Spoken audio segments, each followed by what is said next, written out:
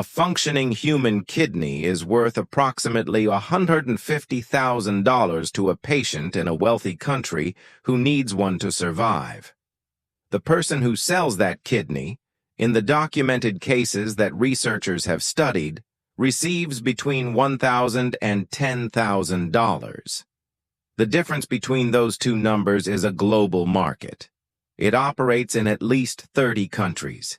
It is estimated to generate approximately $1.7 billion annually. And it runs on the oldest economic principle, a gap between what something costs and what someone will pay for it. In the United States, more than 100,000 people are currently on the waiting list for an organ transplant. More than 20 of them die every day while waiting. That is not a statistic. That is a structural condition that has persisted for decades, despite policy changes, awareness campaigns, and incremental improvements in donation rates. When you have a population of people who need something to survive, who have access to money, and who cannot get what they need through the legal system, a market emerges. The term used by researchers and law enforcement is transplant tourism. Transplant tourism is the practice of traveling to another country to receive an organ transplant outside the legal donation system of your home country. The U.S. State Department has documented American citizens traveling to China, India, Pakistan, Egypt, and the Philippines for commercial organ transplants. The organs are purchased. The sellers are typically people in acute economic need in countries with inadequate social safety nets. The price differential between what the buyer pays and what the seller receives is captured by a network of intermediaries. Brokers, corrupt hospital administrators, and surgeons who perform the operation without asking where the organ came from. So let's map the route. From the seller, to the broker, to the hospital, to the buyer. Every step documented. Every step that researchers and investigators have been able to trace. The global organ trade has several documented supply hubs. Pakistan, particularly the Punjab province, has been documented by Reuters and by the WHO as a major center for kidney sales. Sellers are typically laborers who take on loans they cannot repay and sell a kidney to a broker who connects them with foreign buyers. Egypt has a documented kidney market, particularly in Cairo, where brokers advertise through informal networks.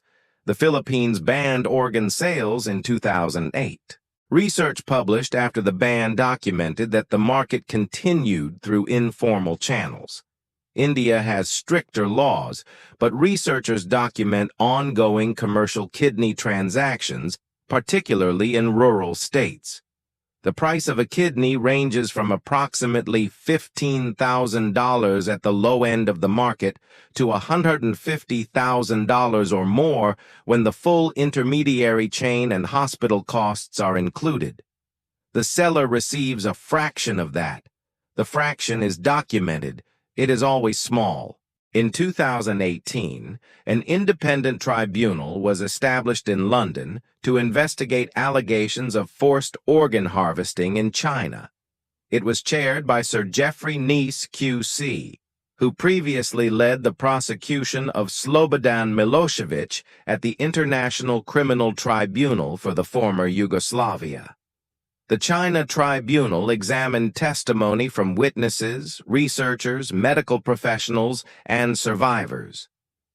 It reviewed statistical analyses of Chinese hospital transplant capacity versus the number of registered voluntary donors. In June 2019, the tribunal published its final judgment. It concluded unanimously that forced organ harvesting from prisoners of conscience, including practitioners of Falun Gong and, more recently, Uyghur detainees, had been occurring in China for a substantial period and on a significant scale. The tribunal's statistical analysis found that the number of transplants performed annually in China was inconsistent with the number of voluntary donors registered. The gap between declared capacity and declared donors implied an undisclosed source. The tribunal concluded that source was prisoners. The process of transplant tourism has been documented in enough detail by investigators and researchers to describe how it typically works. The patient, usually someone who has been told the waiting list is years long, whose condition is deteriorating, contacts a broker. The broker is often located in a country with access to both the buyer market and the organ supply. Israel, for example, has been documented as a transit hub, with brokers connecting Israeli and American patients with suppliers in China, the Philippines, and Kosovo. The broker arranges the organ, the hospital, the surgeon, and the logistics of travel. The patient arrives. The organ is ready, or becomes ready within days of arrival. That speed is significant. In voluntary donation systems, patients wait years for compatible organs. In documented transplant tourism cases, the wait is sometimes measured in days. Researchers who have studied this describe the short waiting time as evidence that the organs are not coming from the voluntary donation system. The patient returns home. Their local doctor manages the recovery. The local doctor often does not know the full circumstances of how the organ was obtained. The organ functions. The trail ends. The China Tribunal presented its findings to the United Nations Human Rights Council in 2019. The report was 700 pages long. The conclusion was unambiguous. The evidence was independently gathered. The chair was one of the most respected international law practitioners in the world. The United Nations did not impose sanctions on China. It did not launch a formal investigation. It did not call an emergency session. China denied the findings. China has consistently denied forced organ harvesting.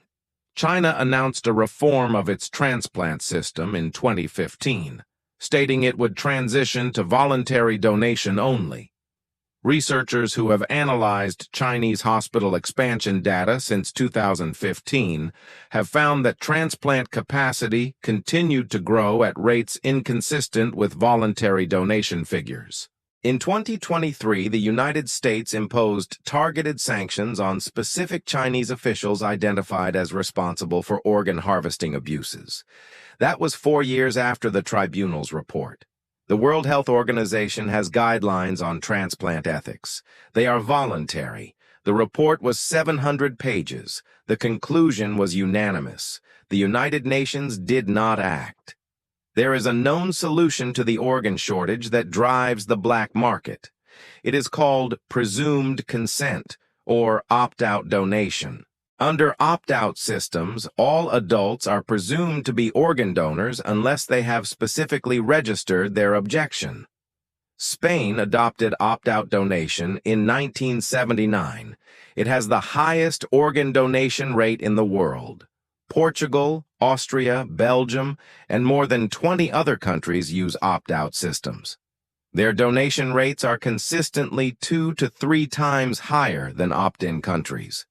The United States has used an opt-in system since 1968. In 50 years, the opt-in system has not eliminated the shortage. More than 100,000 people are on the waiting list today. More than 20 die every day. The market that exists to serve those people persists because the shortage persists. The shortage persists because the system that could address it has not been adopted.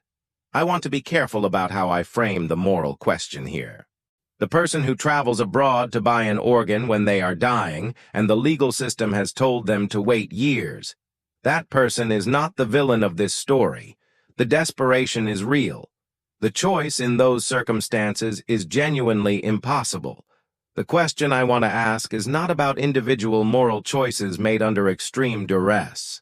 The question is, who decided that the system for acquiring organs should be opt-in? Who decided that the default should be scarcity? When Spain moved to opt out, its donation rate tripled. The black market in Spain did not disappear entirely, but it shrank. The 10 episodes of this series have mapped minerals, shipping lanes, drug routes, military bases, criminal networks, rare earths, submarine cables, gold routes, Chinese infrastructure, and now the organ market. Each map has the same structure: a scarcity, real or manufactured, a gap between what people need and what the legal system provides, a market that emerges to fill that gap, an institutional response that addresses the market without addressing the scarcity.